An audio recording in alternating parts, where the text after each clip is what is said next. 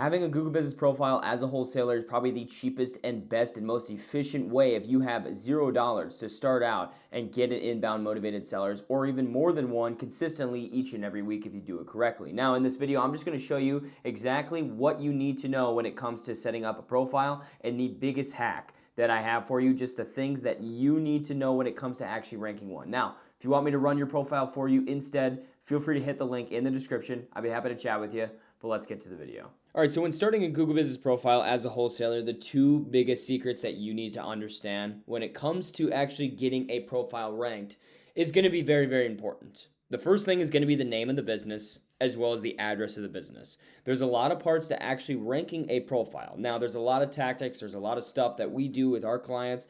So there's more pieces to the pie, but if you want about 70% of the pie, or even more, probably 80%, 90% of the pie on what they actually get to rank a profile, it's the name of the business and the address of the business. First off, the name. Typically what I like to do is something to do where, for example, House Buyers Minnesota, something like that. I'm a very big fan if you're in an area, so like, for example, Dallas Cash Home Buyers, or something like Sioux Falls Cash Home Buyers. Obviously, my company name is Sioux Empire Home Buyers. You can also go with that option if it's like a metro area. I know in my area it's called the Sioux Empire. There's other areas that have different nicknames. You can also use those. Those are great, great options, because when you use these names, there's multiple different factors.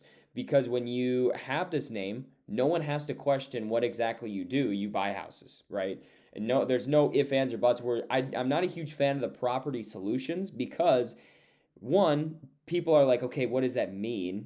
I mean, you'd be surprised at some of the questions that people ask when they see property solutions rather than like home buyers, right? But two, cash home buyers in whatever city you're in is great for SEO purposes as well. Because if you have property solutions, there's no one looking up property solutions, right? And so it's going to give you a disadvantage compared to all of your competitors, right? And so that's what I'm big on with the name. If you're in an area, yeah, like I said, Dallas, any city or any metro area, you can say there's a nickname.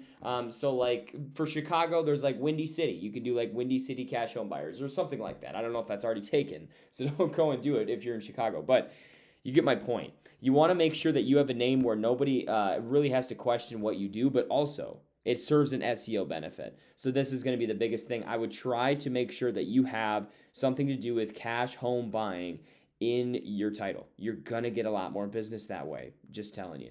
So choose a name, something like that is going to give you an SEO benefit. But also, the address is very, very important. The address in the profile is super important, because proximity is the number one factor in ranking a Google Business Profile, because obviously they want to make sure they provide you a relevant profile to actually whatever you're looking up, right? Like if you're looking up cash home buyers near me, or for example, I got a lead last night that said home buyers in Sioux Falls, right?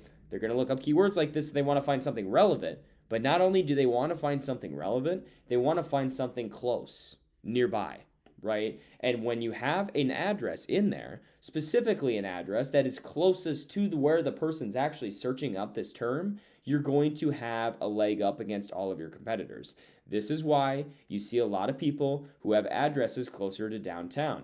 Now, this doesn't mean you have to have an address closer to downtown. It can be something where it's around the parks of wherever you buy the most of your houses, right? If there's a specific neighborhood, that maybe there's an area where there's a lot more houses, or you do a lot more deals in a certain area, you're going to have an easier time ranking there if your address is closer to it. Simply put, it's just the algorithm on how it works. So these two things are going to be the biggest part of it: your name and your address. If you can get these two things, you're literally 98% of the way there. Now, obviously from here, you have your landing page, you have your phone number, you have other things that they're crawling. But not only that, they're crawling your services, they're crawling everything else, right? Your landing page matters and everything else matters, but that's the 2%. 98% of it is going to be your name and your address, simply put. But then the rest of the 2% is your landing page, is your phone number, is your services, and is an optimized profile, right? This also matters with photos, making sure you have photos on your profile, making sure you have consistent reviews, not quantity of reviews all at once. But I'm saying, instead of getting 50 reviews in 1 month, go ahead and get 2 reviews a week. every single week for the next year or 2 years or 3 years. And I promise you, you're going to have a lot more success with that in having 50 reviews consistently over the last year or two rather than 50 reviews in one day.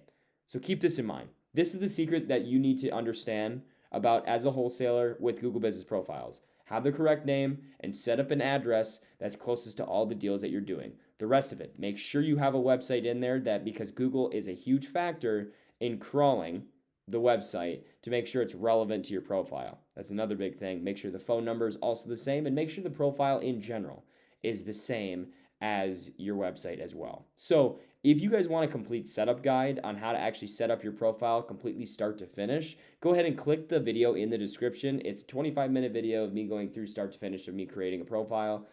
This is just the best secret that I can tell you. If there's a 5-minute video that you can watch that is going to give you the best information if you're setting up a profile as a wholesaler, this is the video I wish I had back in the day, because it took me years to learn this, but 98% of it is your name and address. So without further ado, like I said, if you guys have any questions on this, feel free to comment below. If you enjoyed the video, please like and subscribe. It helped me out a lot. But if you want me to do your profile for you, like I said, hit the link in the description. I'd be happy to chat with you, but thanks for watching.